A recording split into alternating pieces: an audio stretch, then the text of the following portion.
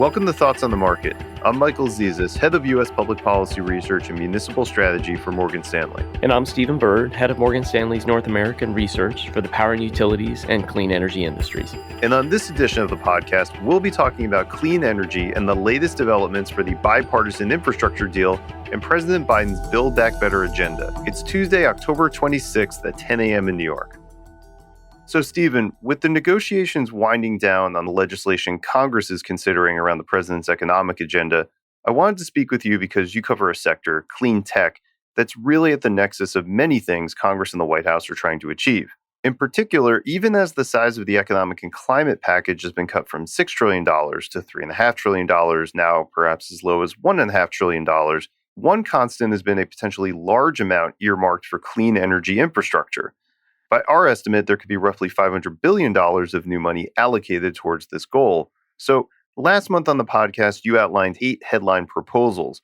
Maybe we could start by updating everyone on those proposals as they stand now in the scaled-back version of the bill. Yeah, thanks, Mike. There is still a lot of support for clean energy in the draft legislation. Let me walk through the 8 elements that investors have been most focused on, give you a sense for just how broad that support is. Number one, and the boldest of these proposals, is a Clean Electricity Performance Program, or CEPP. This would essentially push all utilities and load-serving entities to adopt clean energy and phase out fossil fuels. Number 2 is a new tax credit for energy storage and biofuels. Number 3 is a major extension of tax credits for wind, solar, fuel cells, and carbon capture. And the payment for many of these technologies is higher than they've been in the past. Number 4 is significant incentives for domestic manufacturing of clean energy equipment. Number 5 is what's often referred to as direct pay for tax credits. This essentially provides owners with the immediate cash benefit of tax losses that avoids these companies needing to go monetize those tax losses via the tax equity market to the same extent that they do now. Number 6 is support for nuclear power. There's a production tax credit for nuclear power output. Number 7 is a major clean hydrogen tax credit. And number 8 is significant capital to reduce the risk of wildfires. So it is very broad, very far-reaching, and has impacts across the board. So which kinds of companies do you think stand to benefit the most from this funding? It's really interesting. Quite a few subsectors that I cover would receive significant benefit here. I'll highlight the biggest beneficiaries. So first, any company involved in green hydrogen, I see quite a bit of benefit here. The tax credit for green hydrogen is $3 a kilogram. That is a very large amount, and we think will incent customers to adopt green hydrogen more quickly. It will incent developers to build out the infrastructure needed to both produce and distribute green hydrogen. So a number of companies, from fuel cell companies to those involved in the industrial gas business to clean energy developers, I think we'll see a significant benefit there. Another category would be renewable development companies. So the tax credit for wind and solar and storage is increased. In the case of storage, this is the first time energy storage would get a tax credit. And this further lowers the cost of clean energy. Another category that could be quite significant is carbon capture and sequestration. This technology would receive a significant benefit in terms of the payment per ton of hydrogen. And we believe in many cases this is going to be really the amount needed to get essentially over the finish line. That is, to provide enough support for those big carbon capture projects to actually get built, which is really quite exciting. Biofuels gets a big benefit. Anyone who owns nuclear power would receive a significant benefit.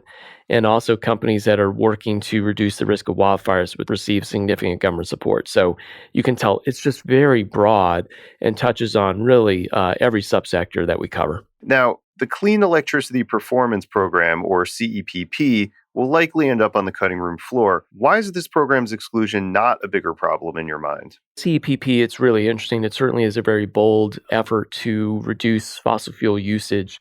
What we find here, though, is that all of the other provisions are so significant that we believe the adoption of clean energy will continue at a rapid rate. To give you a sense, in 2020, renewable energy in the United States was about 11% of power output. By 2030, we project that that can approach around 40%. That is a huge increase in just a decade. That is predominantly driven by economics. The cost of wind, solar, and energy storage is dropping so quickly that many customers are adopting clean energy based purely on economic grounds.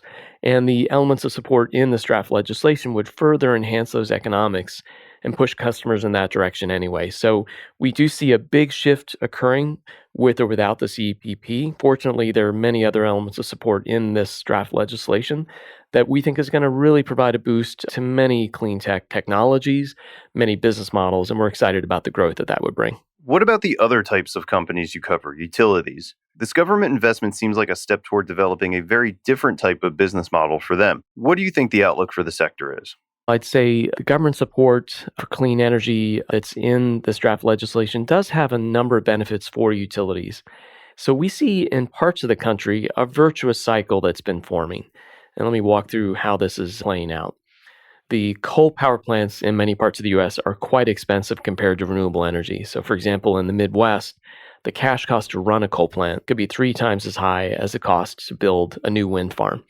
And so what utilities are doing is they are, in a very careful, measured way, shutting down coal, replacing that coal typically with a combination of wind and solar and energy storage.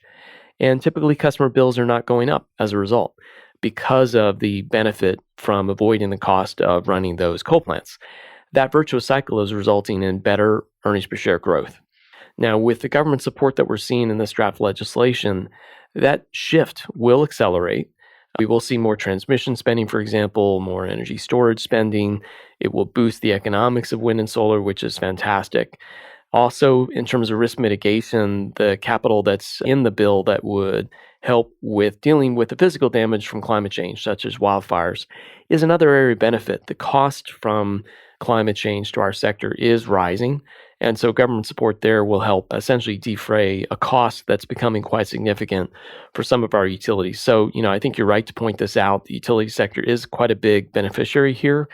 And, many of our best-in-class utilities can achieve, we think, 7%, sometimes 8% EPS growth over a very long time period. And by very long, I mean a multi-decade time period. That to us is quite exciting because risk-adjusted, that growth is quite excellent. For many of our utilities, the risk to achieve that is fairly low because the economics of what they're doing is so clear and so compelling. So we are excited about the impacts to the utility sector. Stephen, thanks for taking the time to talk. Great talking with you, Michael. As a reminder, if you enjoy Thoughts on the Market, please take a moment to rate and review us on the Apple Podcasts app. It helps more people find the show. The preceding content is informational only and based on information available when created. It is not an offer or a solicitation, nor is it tax or legal advice. It does not consider your financial circumstances and objectives and may not be suitable for you.